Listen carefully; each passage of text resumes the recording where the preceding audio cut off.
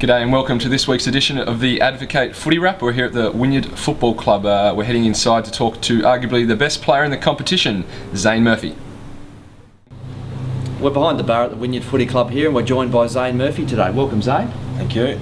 And Zane, if you could firstly just tell us a little bit about how you ended up coming back to Wynyard, obviously from Queensland. Yeah, well I came back for a bit of a holiday over Christmas and missed the place a little bit, and I'd been speaking with my old boss and had Taylor made and he offered me a job back, and then I got a phone call from Errol and the footy club, and they just sort of heard that I whispered that I was coming back, and we got talking and got a bit of a deal together with Errol being coach and me assistant, and yeah, everything pretty much led from there, and it was all pretty smooth coming back, which was good. So how are you enjoying working with Errol, and obviously working with him in the coaching role but playing underneath him as well?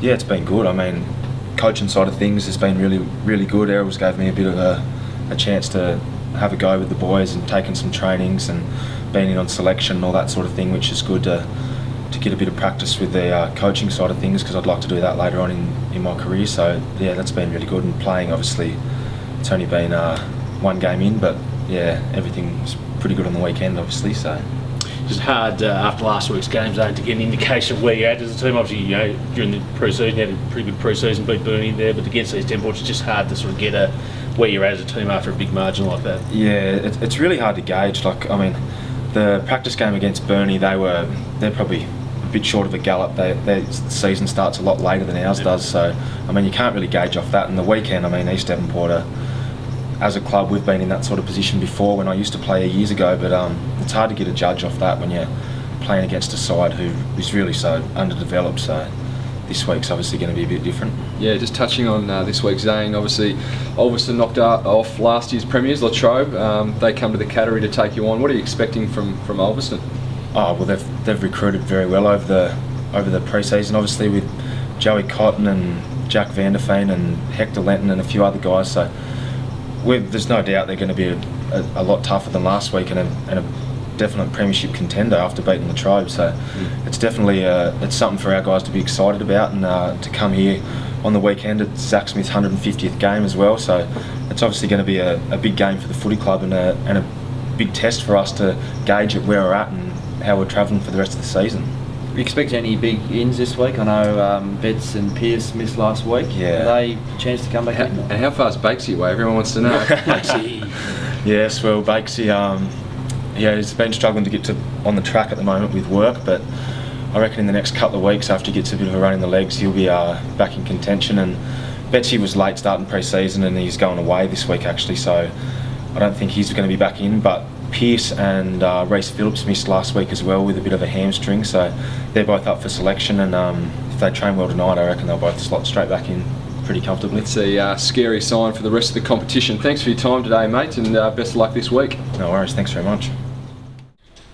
Right, moving on then onto the NTFL now, boys, and a big night coming up on the Latrobe Saturday night. The Alan Didak show rolling into town. All the Collingwood supporters on the northwest coast. All the ferals will be out there in abundance. What are we expecting crowd-wise? How many ferals will make it out to Latrobe? I'm glad I'm not one of those ferals, and I won't be there. But you'd think somewhere up around 3,000. Obviously, they reckon somewhere close to 4 for Matty Lloyd. Probably not as big, but I hope they do get a big crowd, because it's good for the competition to get these marquee players down. I would have said probably 3,000 to 3,500 for this. So he's a big player, all Australian. You know, he's a premiership star as well. So, but I wouldn't be expecting that Latrobe are lay down Mazette to win this, Jordan. No, well, Smithton played all right last week. You were down there. What do they show to make you think that they can match it with the Demons this week? Just their movement through the midfield, I found, was just their delivery to the forwards. They should have won by more. They won by 39. They kicked 12 goals, 22 or something like that. They should have won by 70 or 80 points. But having said that, they do struggle away from Smithton. Yeah. And that's going to be the big test. But I guess the other game this week is Penguin and East. Jordan, you'll be there for that one? Yeah, heading along. Obviously, two clubs that most people looking into the competition think they're going to finish last and second last. But both teams did have their colours lowered last week against some pretty strong opposition. I'm looking forward to it to see. I haven't seen the new likes of Zach Mychek and Jack Templeton run around, and obviously East are going to have a couple more players in than they did last week in that 40-goal loss to Wynyard. So should be an interesting contest. Penguin should win at home though, you'd think. and obviously now with the first TSL game this week between Devonport in historical moments playing the Western Storm, their first ever match goalie. Don't know about the Western Storm as a name for the side. Just doesn't quite have a ring. I just don't know where they're from. Obviously they're from Launceston. Have you seen their top? Not a great fan of their top either. It's outrageous. Terrible. But obviously they're the New South Launceston team that won the premiership last year, and from all reports they've really been going well in pre-season despite the loss of Mitch Thorpe.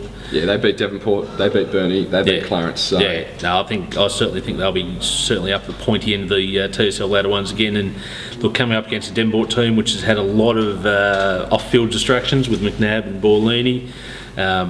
It does seem to be a good sense of optimism around the club after going to the season launch last week. But look, I just think South Launceston, the Western Storm, are going to be too polished for Devonport, and look, it could be around a 100-point margin, I would have thought. Yeah, unfortunately, I think you're right, Brad. The Storm premiership favourites for mine. I can't see they've only lost a few players. Thorpe and Joby Harper from that team are the main ones they've lost. They'll be too strong for Devonport this week, and it will be interesting to see whether Borlini and McNabb are named to play for Devonport, because as you say, it has been the big talking point. So it'll be interesting to see how that one pans out come Saturday. Indeed. Well, thanks for joining us on this week's edition of the Advocate Footy Wrap. See you again next week.